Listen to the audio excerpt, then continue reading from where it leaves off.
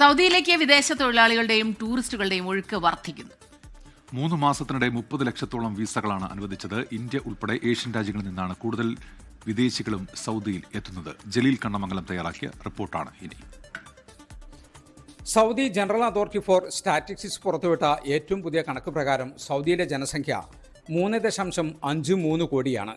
ഇതിൽ 44.4% വിദേശികളാണ്. അതായത് സൗദിയിലെ വിദേശികളുടെ എണ്ണം 1.5 കോടിയിലേറെയാണ്. മുൻ വർഷങ്ങളെ അപേക്ഷിച്ച് സൗദി ജനസംഖ്യയും അതോടൊപ്പം തന്നെ വിദേശികളുടെ എണ്ണം വളരെയധികം വർദ്ധിച്ചിട്ടുണ്ട്. ഇന്ത്യക്കാരുടെ എണ്ണം 27 ലക്ഷത്തോളമാണെന്നും ഇത് സംബന്ധമായ കണക്ക് പറയുന്നു. 2025 രണ്ടാം പാദത്തിൽ മാത്രം 30 ലക്ഷത്തിലേറെ വിസകളാണ് സൗദി നയതന്ത്ര കാര്യാലയങ്ങൾ, വിദേശത്തുള്ള സൗദി എംബസികളും കോൺസുലേറ്റുമൊക്കെ ഇഷ്യൂ ചെയ്തത്. അത് ഇന്ത്യ, ഇന്തോനേഷ്യ, ബംഗ്ലാദേശ്, പാകിസ്ഥാൻ എന്നീ രാജ്യങ്ങൾക്കാണ് കൂടുതൽ വിസകൾ അനുവദിച്ചത്.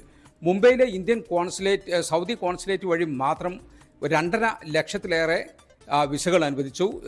ഡൽഹിയിലെ സൗദി എംബസിയിൽ നിന്ന് ഇഷ്യൂ ചെയ്ത വിസകൾ ഇതിന് പുറമെയാണ്.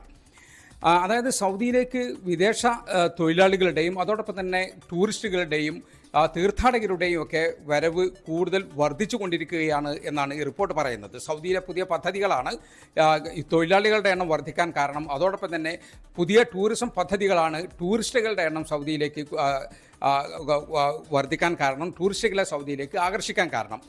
ഈ കഴിഞ്ഞ ദിവസമാണ് ക്രിസ്ത്യാനോ റൊണാൾഡോയെ മുന്നിൽ നിർത്തിക്കൊണ്ട് സൗദി ടൂറിസം മന്ത്രാലയം പ്രത്യേക ക്യാമ്പയിൻ ആരംഭിച്ചത്. അതായത് ഇന്ത്യ, ചൈന ഉൾപ്പെടെയുള്ള വിദേശ രാജ്യങ്ങളിൽ നിന്നുള്ള ടൂറിസ്റ്റുകളെ പ്രത്യേകം ലക്ഷ്യം വെച്ചുകൊണ്ടാണ് ക്യാമ്പയിൻ ആരംഭിച്ചത്. ഏതായാലും സൗദിയിലേക്ക് വിനോദസഞ്ചാരികളുടെ എണ്ണം കൂടുന്നതോടൊപ്പം തന്നെ വിദേശ തൊഴിലാളികളുടെ എണ്ണം കൂടുകയാണ്. സൗദിയിലെ പുതിയ പദ്ധതികൾ കൂടുതൽ തൊഴിലാളികൾക്ക്, പ്രത്യേകിച്ച് വിദഗ്ധ തൊഴിലാളികൾക്ക് വലിയ തോതിലുള്ള അവസരങ്ങളാണ് നൽകുന്നത്.